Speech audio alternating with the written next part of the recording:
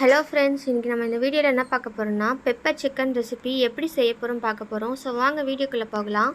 அதுக்கு கடாய் எடுத்து வச்சுக்கோங்க. கடாய் நல்லா காஞ்ச பிறகு 1 டேபிள் ஸ்பூன் சோம்பு சேர்த்துக்கோங்க, 1 டேபிள் ஸ்பூன் மிளகு சேர்த்துக்கலாம், 1 டேபிள் ஸ்பூன் ஜீரகம் சேர்த்துக்கலாம்.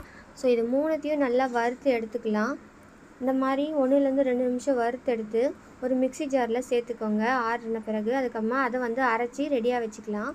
அதுக்கப்புறமா ஒரு கடாய் எடுத்து வச்சுக்கோங்க. கடாய் நல்லா காஞ்ச பிறகு 6 டேபிள் ஸ்பூன் குக்கிங் ஆயில் சேர்த்துக்கோங்க. எண்ணெய் நல்லா காஞ்ச பிறகு 1 டேபிள் ஸ்பூன் சோம்பு சேர்த்துக்கலாம். சோம்பு பொரிஞ்சு வந்ததுக்கப்புறம் நாங்கள் சின்ன வெங்காயம் 100 கிராம் நறுக்கி வச்சுருக்கோம் கழுவி. அந்த வெங்காயத்தையும் சேர்த்து நல்லா வதக்கிக்கோங்க. ஸோ உங்கள்கிட்ட சின்ன வெங்காயம் இல்லைன்னா நீங்கள் பெரிய வெங்காயம் கூட சேர்த்துக்கலாம். ஸோ சின்ன வெங்காயம் சேர்த்தா ரொம்ப டேஸ்ட்டாக இருக்கும். ஸோ அதனால் நாங்கள் சேர்த்துருக்கோம்.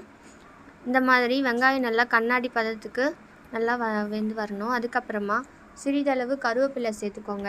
ஸோ இது எல்லாமே சேர்த்து நல்லா வதக்கி எடுத்துக்கோங்க. அதுக்கப்புறமா 1/2 டேபிள் ஸ்பூன் மஞ்சள்தூள் சேர்த்துக்கோங்க.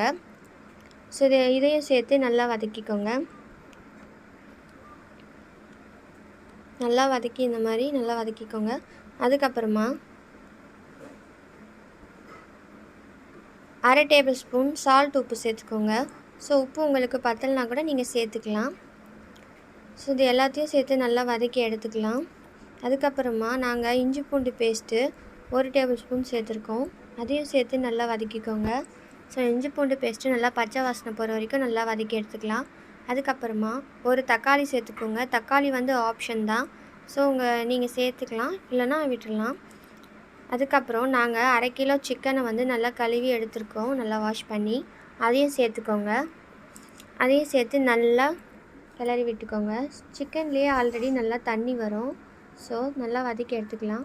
அதுக்கப்புறமா 1/4 டேபிள் ஸ்பூன் சில்லி பவுட்ரு சேர்த்துருக்கோம் காரத்துக்கு. ஸோ இது கூட ஆப்ஷன் தான். உங்கள்கிட்ட நீங்கள் காரம் வேணும்னா நீங்கள் சேர்த்துக்கலாம், இல்லைனா இதுக்கு பதிலாக நீங்கள் பெப்பர் சேர்த்துக்கலாம் லாஸ்ட்டாக.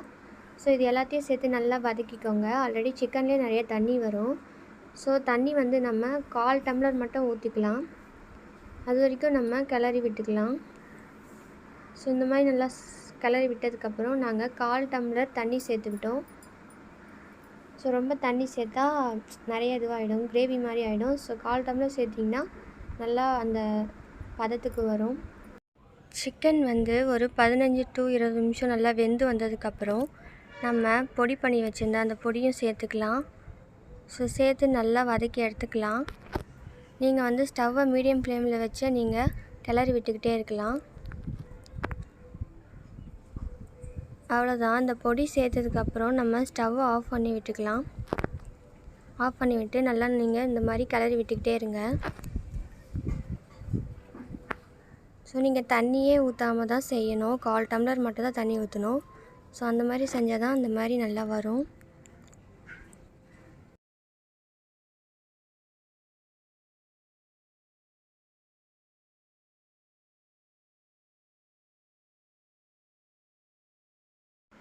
அவ்வளோதான் ஃப்ரெண்ட்ஸ், பெப்பர் சிக்கன் ரெடி ஆகிடுச்சி.